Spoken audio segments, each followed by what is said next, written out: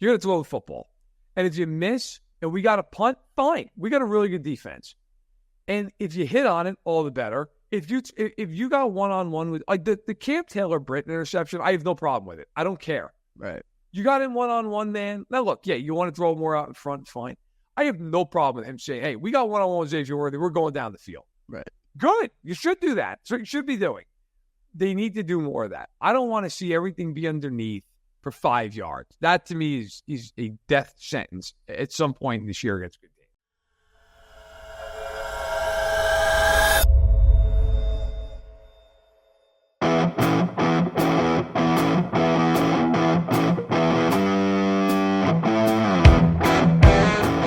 Thanks for listening to KC Sports Network, proudly presented by Emprise Bank. If you're thinking about starting a business or know someone who is, check out Emprise Bank's SBA loans. It's always good to know your options, and they can be your partner in possible. Hello and welcome back to this week's edition of That Football Show here on KC Sports Network. I'm Tucker Franklin, joined as always by Matt Verderame. A big shout out, big thank you to Ben Hardy, all of our Holiday Distillery. All the folks there at Holiday Distillery are wonderful people and they make wonderful things. It just goes hand in hand. We are back after another Chiefs win. Chiefs are 3-0. One of only 5 teams in the NFL that are 3-0. Matt, how are you feeling after that one? I'm feeling like at this point you should just be prepared for the way they're going to win these games. I think, after the last year and a half or so, we talked, like I felt like they were going to go into Atlanta, get right offensively. Nope. Like kind of at times, but no, not totally. I mean, it's the same old, like they have a bad turnover, but like they win. It's hard. It's almost like having a kid in school that doesn't study but gets A's. Like, what do you say? Like, at some point, you're like, all right, well, you're doing what the goal of studying is. Like, you're getting great grades, so I can't really say anything. At some point, you're going to get a C, and then I'm going to lay into you because you should have studied more. And we both understand that. But until that day comes, like, what can I really say? You just keep doing what you're supposed to be doing. Yeah.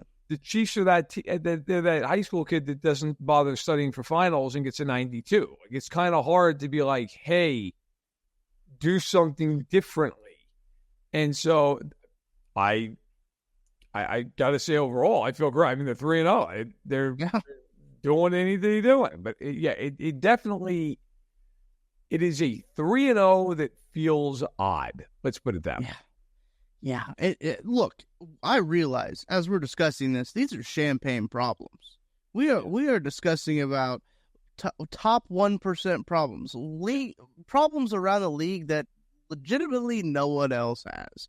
The Chiefs are 3-0, but if you hopped on Chiefs Twitter, you would not think that. It is quite astonishing. The reactions. Look, I understand. Like, you want this team, you want to see the 2022 offense, right? Like, you want to see the high-powered, high-potent offense. Obviously, some injuries feeding into that as well. There have been some uncharacteristic mistakes from Patrick Mahomes. He hasn't played his best in the first 3 weeks of the season. It looks kind of weird. His footwork is, it's never been textbook, right? But it looks all kinds of out of whack. There's just a lot of stuff going on, too, and with being a narrative-driven sport, I think sometimes it can get out of hand. I agree with you. I would also say, though, right now, like, let's not bury the lead. Patrick Mahomes has stunk the last 2 years. I mean, there's just no other way. Like, he's stunk. By his, and I don't know, the one clarifier with that is by his standards. Yeah. Like, correct. He's not stunk like he's playing like Deshaun Watson. Like, I don't want it to be, like let's not confuse the issue here. By most NFL quarterback standards, he's been fine. By his standards, he's been terrible. He has not played. I thought against Baltimore, other than the one throw he made, it got picked off. I thought he was very good in that game. He was awful against Cincinnati. Yeah. Awful. Even by most quarterback standards, he was bad in that game. He was very average against Atlanta. You can't throw that pick in the end zone. Yeah. You can't miss guys that are wide open. Like, if you go and watch that film, my biggest critique of Mahomes right now, and I'm sure he's been waiting for this so he can improve. My biggest critique there are times, and it's been worthy, quite frankly, a lot. Guys are open for shot plays down the field. He's not throwing the ball. And I don't know whether that's something that he's just been conditioned to the last couple of years, that they just, even in 2022 when he was MVP of the league, he threw 5,200 yards, but they would not throw the ball down the field. I mean, that is not the way they operated that season. Last year, he had no choice. He had you and me trying to catch the ball. Yeah, like, that ball was not traveling more than like 15 feet in the air. I get it. He's got to throw the ball down the field. And he's done it, one time in each of these games, and he almost got picked off on a ball that if he was earlier on in Atlanta would have been a touchdown. Against the Chargers, we're going to get into the game. I don't want to jump the line here, but yeah. I know this sounds weird. I don't give a shit if he throws a pick or two in this game. Throw the ball down the field. Throw it. They cannot function again like the way they did a year ago, where everything's underneath, everything's got to be a 15-play drive to score. Because if you look at their numbers, offensively and even defensively, they do not look like a 3-0 team. I mean, their numbers are atrocious. Third down, red zone, yards per play. Their numbers are awful in almost all these metrics. And yet they're 3-0. And look, part of that is they've played a tough schedule. And a lot of teams have played these tomato cans. So if you have one really good statistical game through 3 games, you're going to look great. Like, I'm not, by no means am I raising it along. What I am saying is you can't bury your head in the sand about this stuff either.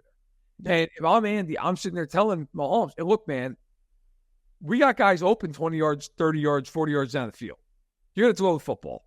And if you miss and we got a punt, fine. We got a really good defense. And if you hit on it, all the better. If you got one-on-one with, like, the Cam Taylor-Britt interception, I have no problem with it. I don't care. Right. You got him one-on-one, man. Now, look, yeah, you want to throw more out in front, fine. I have no problem with him saying, hey, we got one-on-one with Xavier Worthy. We're going down the field. Right. Good. You should do that. So you should be doing. They need to do more of that. I don't want to see everything be underneath for 5 yards. That, to me, is a death sentence at some point this year against good teams. I think that's a really great point. And it's the thing, too, I think we can just go ahead and get into this matchup here because, the Falcons game was a while ago. We're looking ahead to the Chargers game now.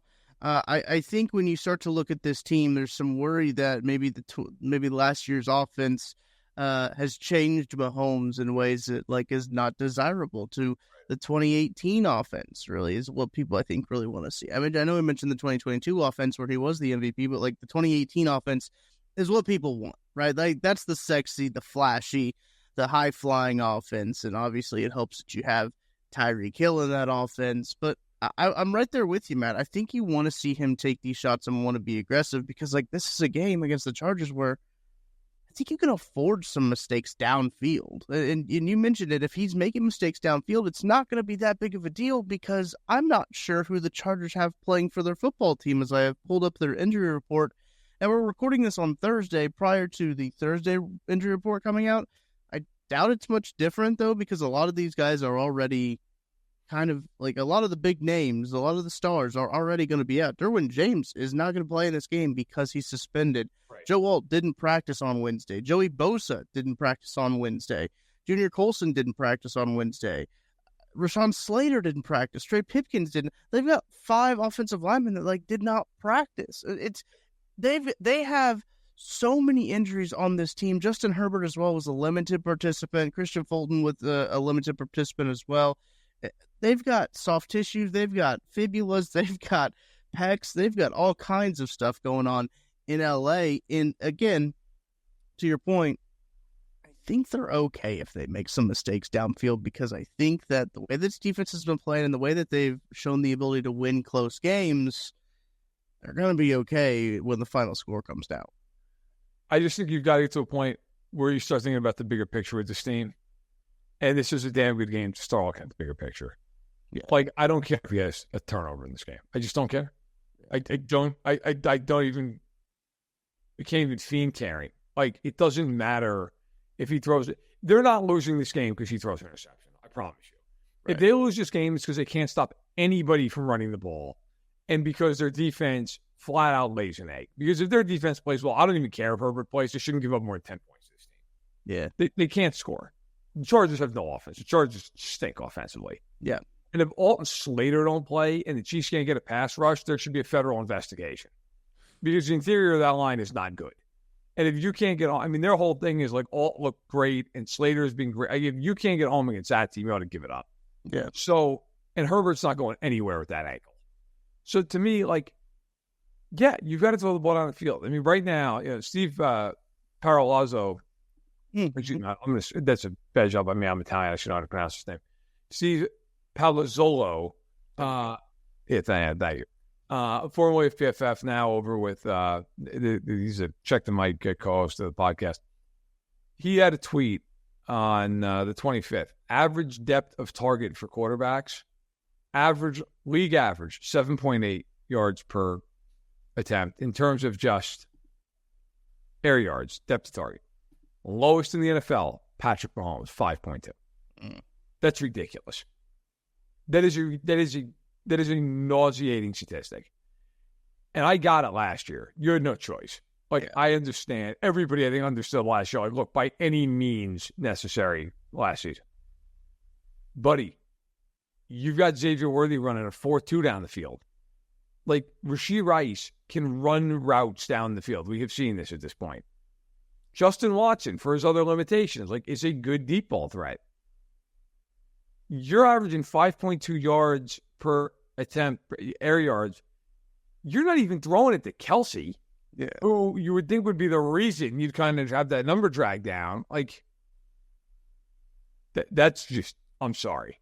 You got to do better than that. And that's on Mahomes. If you watch the film, I've seen people say, it's Nagy, it's the play. It's not the play calling. No. Go look at the film of the games.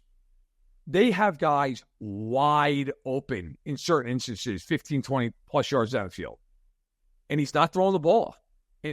That's on Mahomes. That is not a coaching problem. That is a Mahomes problem, and he's got to get over it. Yeah, he has to. Rashee Rice has been eating in the meantime. Rashee Rice has been amazing. He's been really, really good. All those offensive numbers, those 5 yards might all just be to Rashee Rice. I believe he was 17 for 17 in passes behind the line of scrimmage. Patrick Mahomes was. But why are you throwing 17 passes behind the line of scrimmage? Ridiculous. Stop doing that. It's got to stop. They can't treat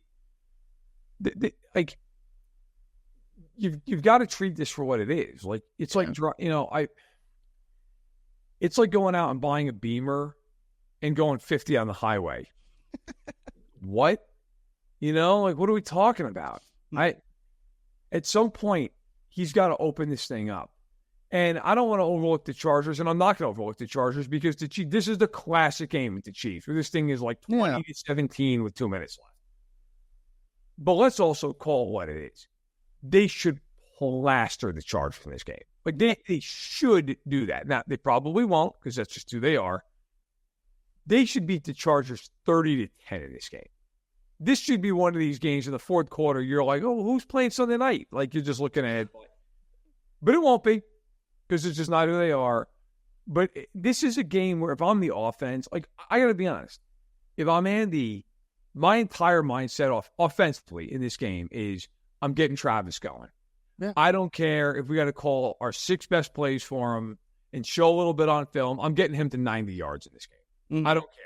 Do whatever I got to do to get him going, get some confidence going. Let's go. I'm calling 3 or 4 deep shots, and I'm telling Pat, hey, look, unless the guy is double teamed, I don't care if Justin Watson is underneath at 12 yards doing jumping jacks. He's so open. I want you to throw that sucker as far as you can down the field. I don't care. Right. This should be a game where get Kareem Hunt involved a little bit. Yeah. No, give him 8 touches. See what he can do. I am fine with it if they play like that and they win by 3 to 7 points. I don't care because that's serving the bigger picture. That's fine. What I don't want them to do is have Mahomes play the way he's played the last 2 weeks and Kelsey doesn't do anything and Hunt stand on the sideline and they win 20-17. That I have a problem with. So, of course, it'll probably be the latter because that'll just, that's what they do. And then they get into January and they turn into Thor and they win the Super Bowl. But, I want to see them start to work out of some of these issues that they have. They don't want anything on tape, Matt. They don't want it all on tape. That's the deal. That's the problem. Yeah, football coaches are an interesting breed of just incredibly paranoid people. And you have to be. I think you have to be a little bit paranoid to be I was going to say college football coach. You absolutely have to be paranoid to be a college football coach.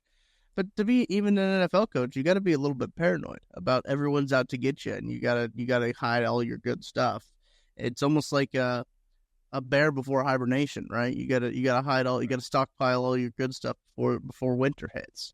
And we've seen the Chiefs do that, and I think you brought up a good point of like this game's going to be close because that's just what the Chiefs do. I have seen some people in our comment sections on YouTube and on Twitter saying like the Chiefs need to blow this team out. Like, yeah, it'd be nice if the Chiefs blew out a team that had a nice relaxing game, a la the Arizona opener. What was that? 2 years ago? 2 years ago? When they went on the road and faced the Cardinals. Yeah, that was pretty nice. That's pretty nice to have a game like that. But that would include throwing the ball downfield, being aggressive on offense, getting things done on the offensive side of the ball. And truthfully, Matt, I don't know where you kind of stand, but like that, the biggest concerns with this team are on the offensive side of the ball. For me, at least, I think that the defense has played pretty well through the first 3 weeks of the season. They've stood up when it matters, when it counts. They keep giving the offense the ball back, and then the offense keeps giving them 3 and outs. Like they've got to keep going back on the field. But I've been fairly impressed with how the defense has played. Nick Bolton played maybe one of his best games as a pro against the Atlanta Falcons. Leo Chanel played a very impactful 14 snaps on defense. I was shocked when I saw that number. I was like, wow, it felt like he was on the field way more than 14 times on the defensive side of the ball. He was back in a 4-point stance on offense, so I think that he is my favorite player just because of his versatility. But thoughts on the defensive side of the ball, Matt? I think the defense is funny in the sense, I'm pulling up the stats right now just to give kind of an overview. Yeah. So yards per play allowed is just kind of a metric that like people tend to look at. They're tied for 22nd in the league with Carolina and Jacksonville. Like, that's kind of surprising. Yeah. They have allowed 62 first downs, which is tied for 24th in the league. Mm-hmm.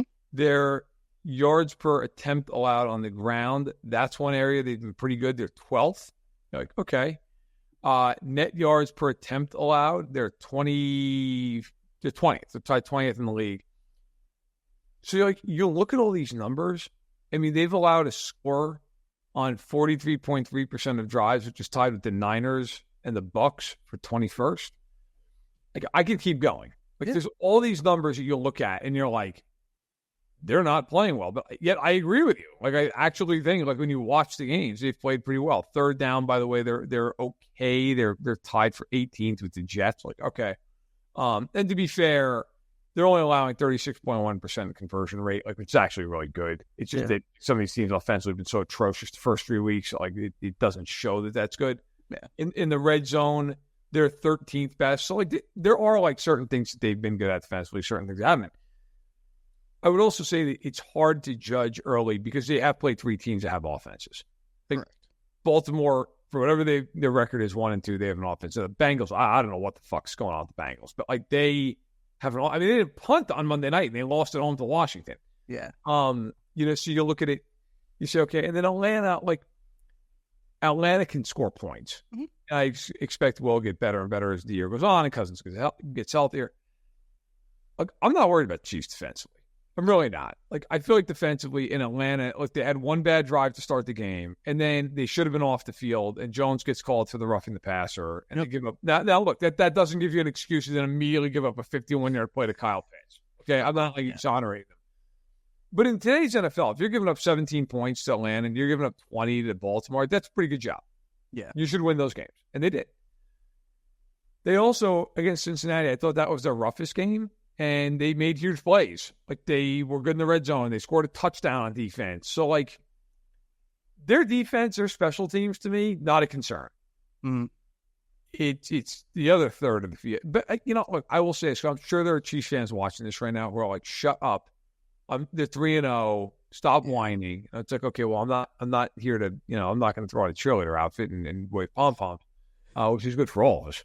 I got the legs for it, but otherwise I'm out. Look, I think the way I look at it, and the way I think most people, I don't want to say should look at it, but maybe can also look at it. If their biggest problem is Patrick Mahomes, they're in pretty good shape. Like, if their biggest issues are like Patrick Mahomes and Travis Kelce, you're probably pretty. Like, if you had gone into this year and I had told you, okay, you know they're playing Baltimore, you know they're playing Cincy, you know they're playing in Atlanta. Mahomes is going to be downright awful for 2 of the 3 games. He's going to have 4 picks, and Kelce is basically going to look like me statistically through 3 games. You'd be like, oh my God, did they win a game? Right. Like, oh yeah, no, 3-0. 3-0. And if I told you Hollywood's not playing 1 down, right, you'd be like, oh my God, like this is and let's also not forget they tack on lastly. They had to bench Suamate because he was so bad. Oh, yeah. They had to bench him. Hollywood didn't play it down. Mahomes has been terrible 2 of the 3 games. He's got 4 picks, and Kelce doesn't have 10 catches or 100 yards yet. You'd be like, wow, they're 0-3. But nope, won them all undefeated. So I it's just like I can't get that worked up about them, but obviously, yeah, some things need to change. I think that too. As we look ahead more to this game, we're going to have Benny Heisler on to talk about his picks coming up here, thanks to Underdog Fantasy. One more point before we throw it to Benny here. I think that it's either the Only Weird Games guys or the Lab guys. They kind of mesh together in my brain, Matt, because I listen to every single one of the shows that they do. So they all kind of mesh together. But it was said on KC Sports Network, I believe it was one of the Only Weird Games guys, is the worry about Patrick Mahomes isn't necessarily the same as like the worry in Sky Moore or the worry of Kadarius Toney or the worry of the wide receiver room as a whole last year, because you've seen what Patrick Mahomes can do. We didn't see what the wide receiver room of last year could be. All of the wide receiver room hype of last year was placed on potential and what could happen.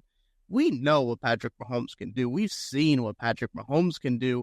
That's why I don't think the worry is as high as it was, like last year of like, oh, wow, you've got a bunch of janitors and electricians out here catching passes.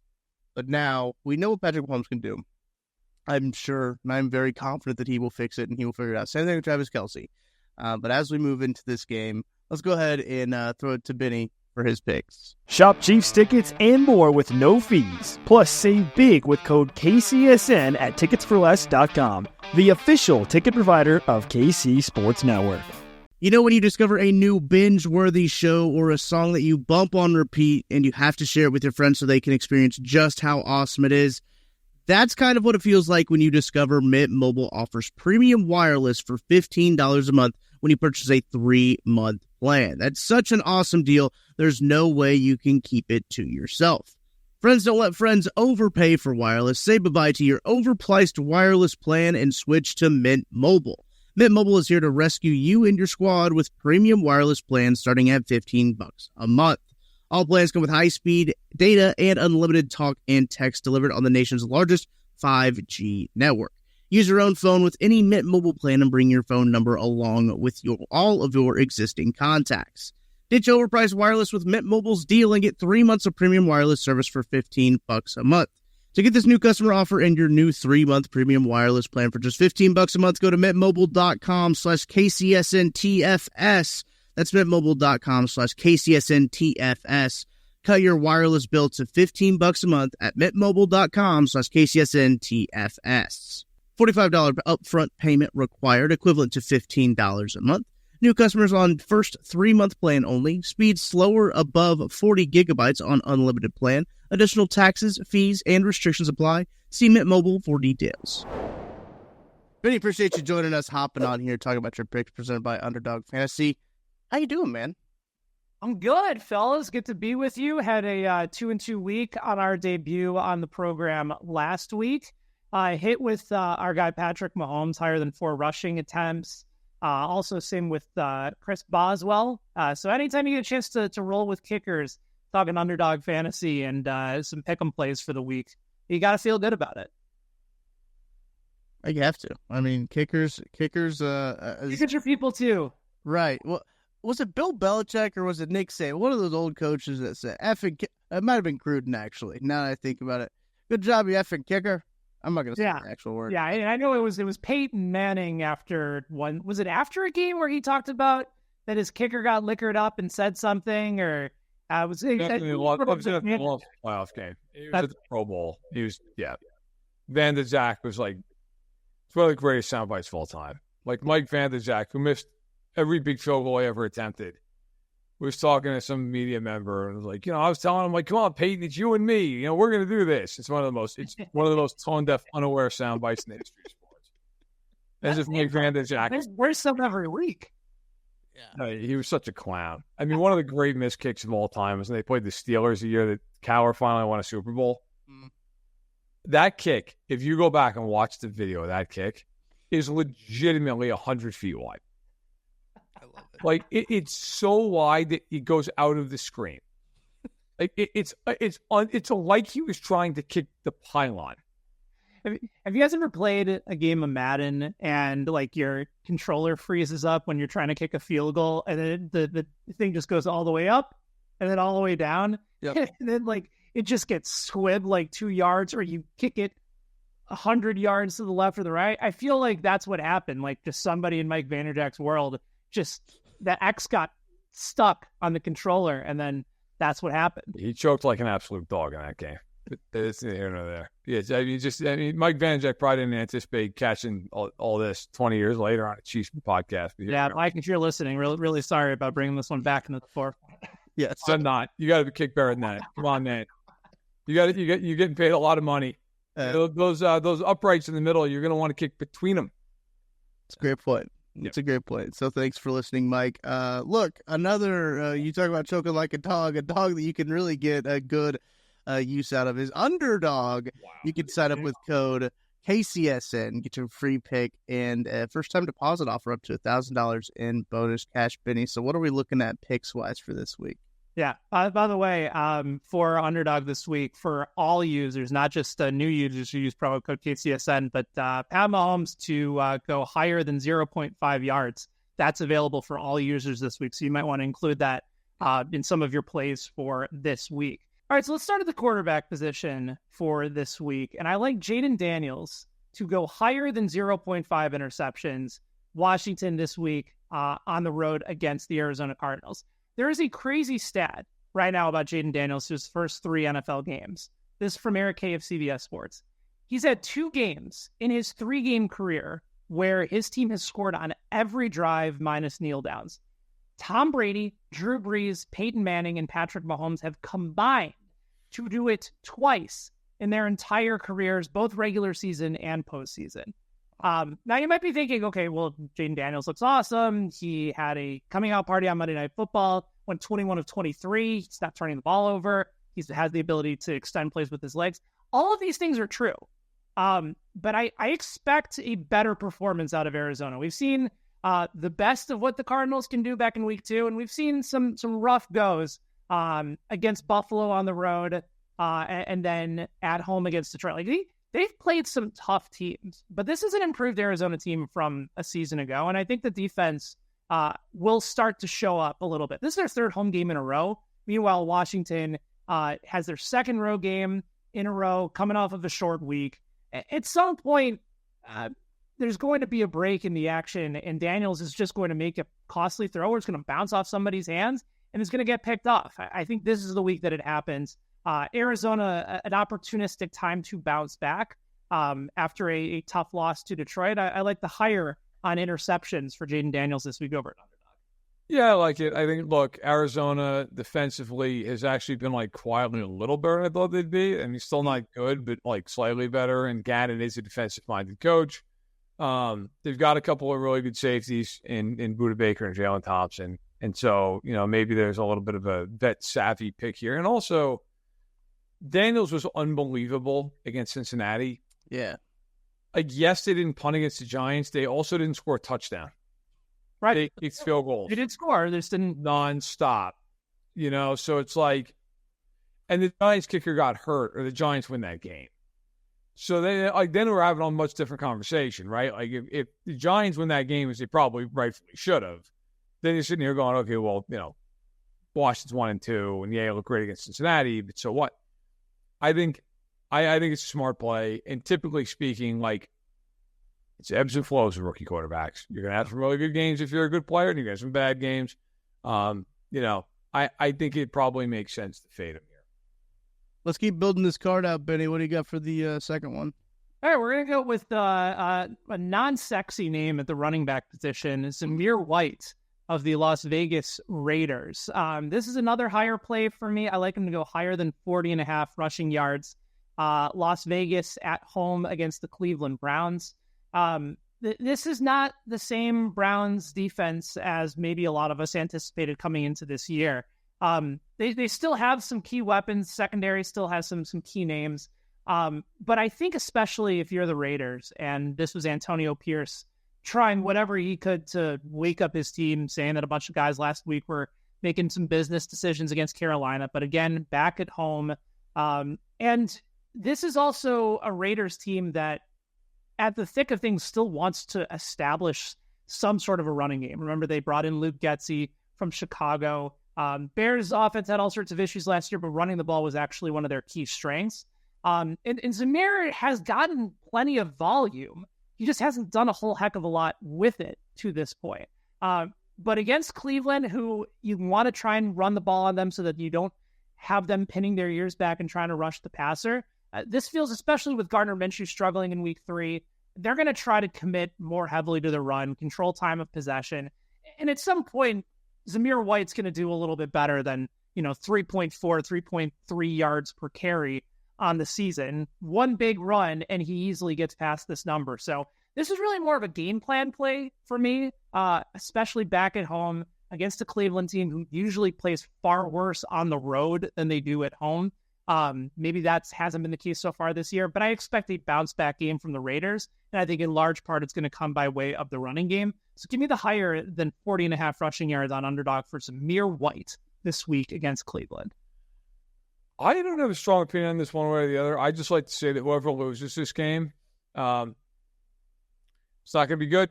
Not going to be good. This feels like one of these games where if you win, you're 2-2, and you've kind of staved off football death. And if you lose this game, whoever loses is walking out of there going, "We lost to that team." Yeah, right. Woof. So that's my analysis. But yeah, I'm with you. Like, the Browns have been awful. Mm-hmm. The Browns have been awful. So I would not be surprised at all if White ends up, going well beyond the number. Yeah, I like it too. All right, Benny, what do you got for us next? All right, let's go to the wide receiver spot and go with Josh Allen's most consistent guy this year, and that has been Khalil Shakir. Buffalo, Sunday Night Football on the road against the Ravens. He has gotten a good amount of targets in this offense. Josh Allen right now the front runner for NFL MVP. And despite the win last week, there's something going on right now in the Ravens secondary that just does not look good, does not look right. And Shakir lines up predominantly in the slot. Teams have had success in the middle of the field against Baltimore throughout the course of the year, especially late in games. And he's been the number one target for Josh Allen, particularly on those later drives, second half drives. This is an opportunistic time for Shakir to go higher than 45.5 receiving yards, knowing that this is likely going to be a back-and-forth type game. And especially for Baltimore right now, they have had all sorts of issues closing games, right? Like, especially week 2, blowing that 14-point lead, nearly letting Dallas come back in it in week 3. Shakir just gets himself open in the middle of the field. Allen feels comfortable throwing his way. And especially in a back-and-forth game, give me the higher on 45.5 for the guy that Allen right now probably trusts more than anybody in the receiving game for this offense. It'll be interesting to see how this shakes because Shakir plays a lot out of the slot, and Marlon Humphrey is going to be in the slot with him. So I am curious to see, with Buffalo, they're going to try to get the ball. Keon Coleman, to this point, he got his first touchdown against Jacksonville, although he was benched early in the game because apparently he struggled to tell time last week. That's not always great. And frankly, Kincaid got in the end zone as well, but Dalton Kincaid has been off too. Yeah. He's slow. I mean, everybody's talking about Travis Kelce. Dalton Kincaid ought to be on a watch alert. He's got worse stats in some ways than Kelce does. So it's weird. Like, when you look at the Bills, Shakir has by far their best receiving yards. Here's one thing that's amazing about Shakir. He's been targeted 14 times. He has 14 catches for 168 yards, 2 touchdowns. Would anyone like to take a stab at who's second receiving yards on the Bills right now? Is it Keon Coleman? No, it is not. Ooh. All right. Yeah. Coleman is sitting fourth behind Dalton Kincaid. Okay. Wow. I have no clue. That's James Cook. And he's been great. He's done a really nice job for them so far this year. Curtis Samuel has 40 yards. Dawson Knox has 30 yards. And MVS has 2 catches on 5 targets for 26 yards. So That's an MVS stat line. That sounds about right. Yeah. he's continuing the trend. But, like, that is the one thing with Buffalo, and not to get off on a topic, it's not a tangent here, but, like, I feel like at some point some of this is coming home to roost a little bit with them. Like, feels like if Shakir doesn't catch every target this season, like at some juncture, this could be a problem. Because, like, I like Dalton Kincaid as much as anybody else. Keon Coleman is 75 yards. Matt Collins is 41. Curtis Samuel is 40. Like, feels like maybe somebody eventually is just going to go, hey, look, take Shakir away and see what happens. Right. We shall see. But until that happens, man, I'm with you. I mean, hell, they're going to him. He's getting the ball, so it's hard to argue. Couple other follow-up stats on Shakir that I think are worth noting. You mentioned the 14 targets, 14 catches this year, Verderame. Over his last 6 regular season games, this is from Matty Glab, who covers the Bills. Also a Mizzou product as well, at Mad Glab on Twitter or X or whatever people are calling it these days. Over his last 6 regular season games, he has a 100% catch rate on 27 targets. That is a record in the NFL. And then if you even go all the way back over his last 8 games, this is from Mike Catalana from 13 WHAM in Buffalo. He has been targeted 39 times and has made 37 catches. So regardless of whether you're like, man, he could use a little bit more targets, when the ball goes his way, he brings it in. So maybe even if you're looking at Underdog and prefer the reception higher number as opposed to the yards, I can get behind that too. But that is a trusted, reliable target because if Allen knows that he's throwing him the ball, he's going to bring it in. So you got to feel good about something like that, especially in a game where you're probably going to see a pretty high total and plenty of points being scored back and forth. There's some really good nuggets there. Some good notes on that Buffalo offense, Benny. You got one more for us to fill out this card? Those are my 3 that I've got for this week. And then you're adding the Patrick Mahomes free pick of over a half yard. Okay, that's the one I was missing there too. So yes, everyone gets the Patrick Mahomes free pick, and everyone should take advantage of that at Underdog. Look, you go sign up with that promo code KCSM to claim your free pick with first time deposit offer up to $1,000 in bonus cash. Benny, anything else before we head on out of here? Can I throw one hot take your guys' way? Non-Chiefs related, not Underdog related. If TJ Watt keeps up this pace, and just sort of looking at it from just a pure efficiency dominance standpoint, right? The Steelers are a top 3 defense when he's on the field. They're a bottom 10 defense when he's off the field. And this isn't just this year. This has been consistently over the last few years. Can you make a legitimate argument, especially if quarterback play is kind of down all across the league, that this might be the year, the opportunity where if he's the most important player across the board and the Steelers win the division, which they were projected to finish last, certainly more valuable than Justin Fields at this point. How do you not have any sort of consideration for TJ Watt as an MVP candidate this year?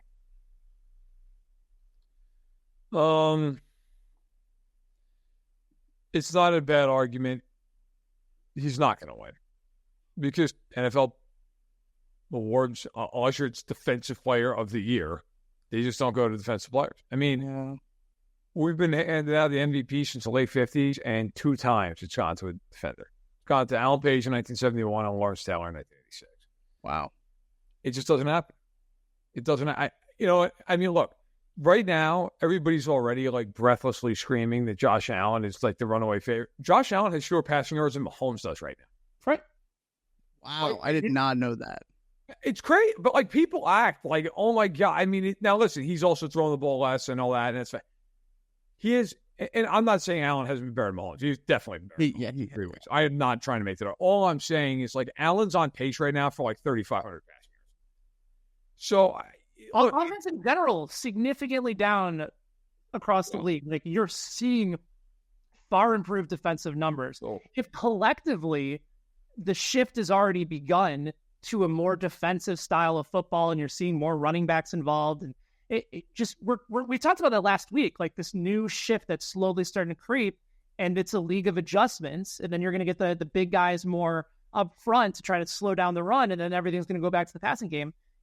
I think the narrative could then start to shift, especially if there's no runaway favorite at quarterback, and TJ has one of these insane seasons like he's on pace to have.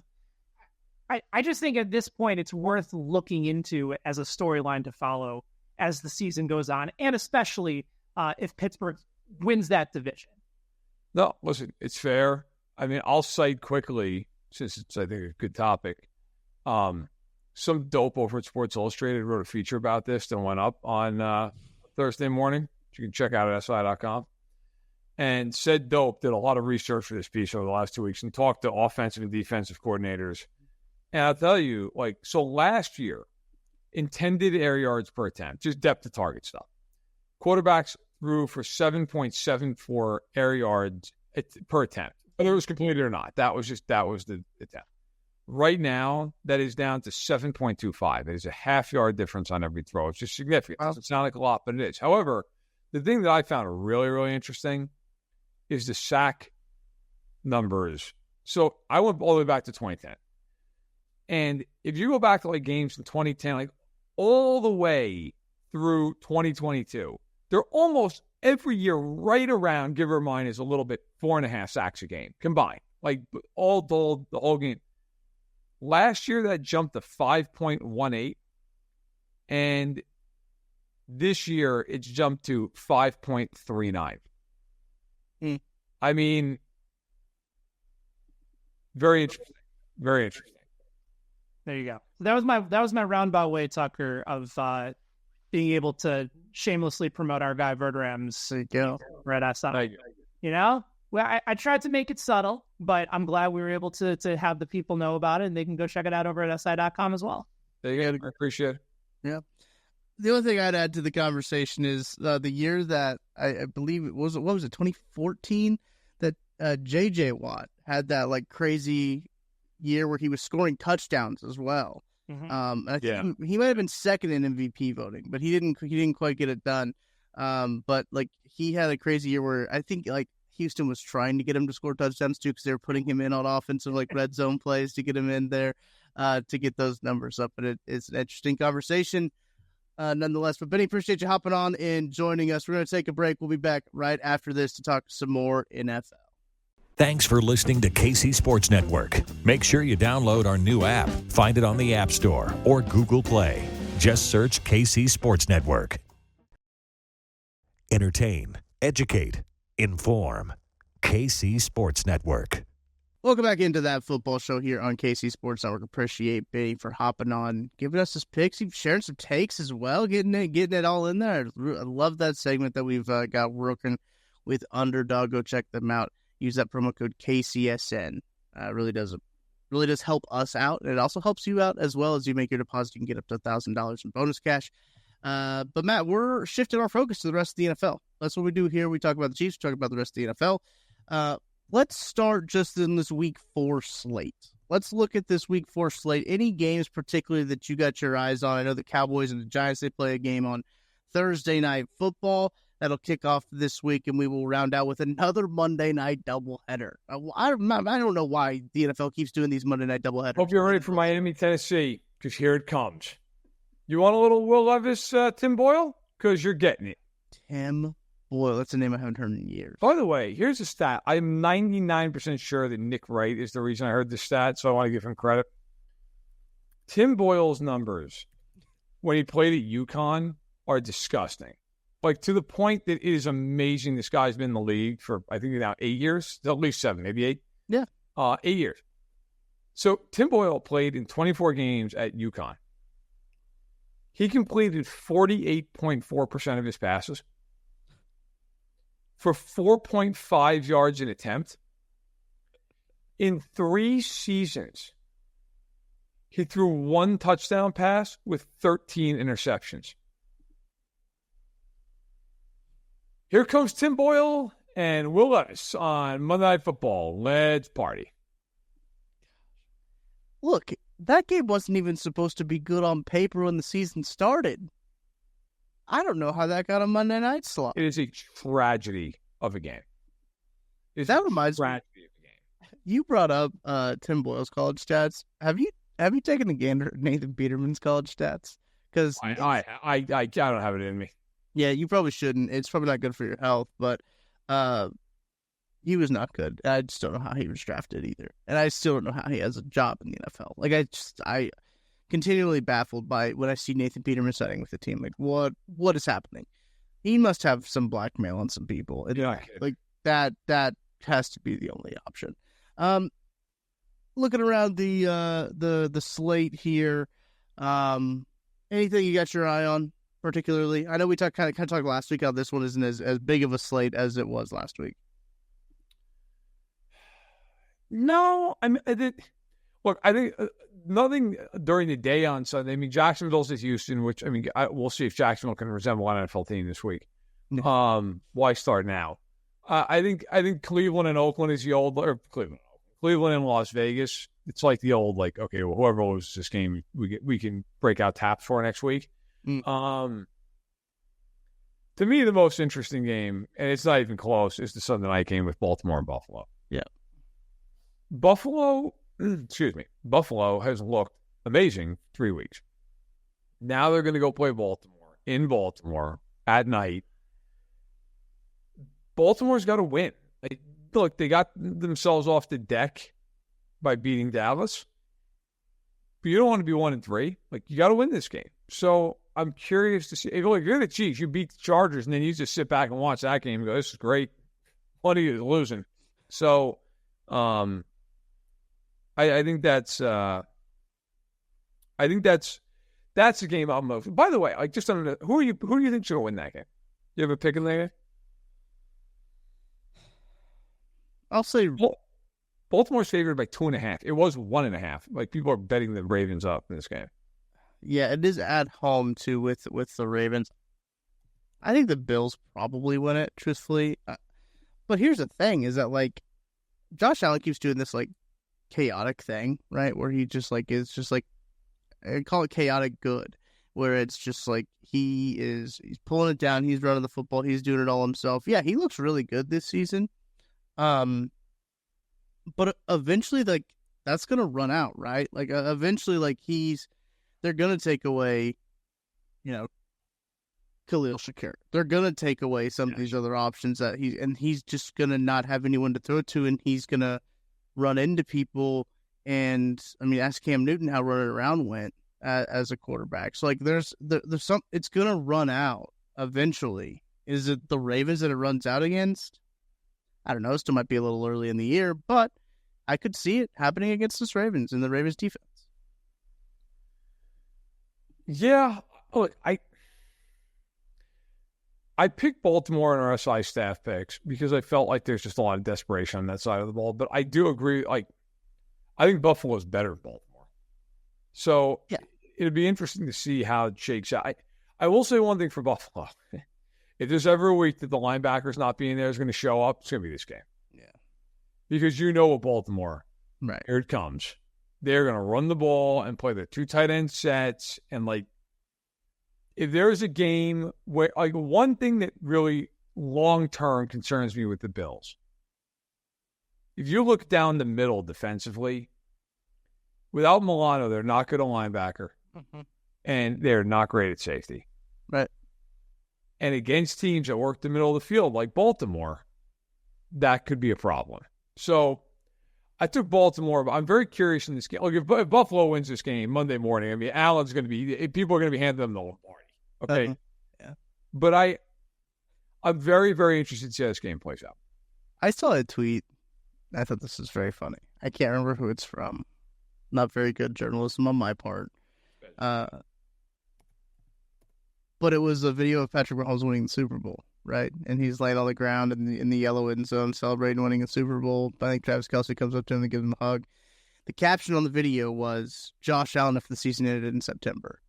And I thought that was very funny. Because, look, he is a very good September quarterback. He's a very good quarterback. He's the second best quarterback in the league. He just so happens he has to be in the same division as Patrick Mahomes. Or not division, same conference as Patrick Mahomes. And that's just unfortunate for him. And look, if he went to the NFC, he'd be running the NFC. Yes, he would be. He would be. Yep. No,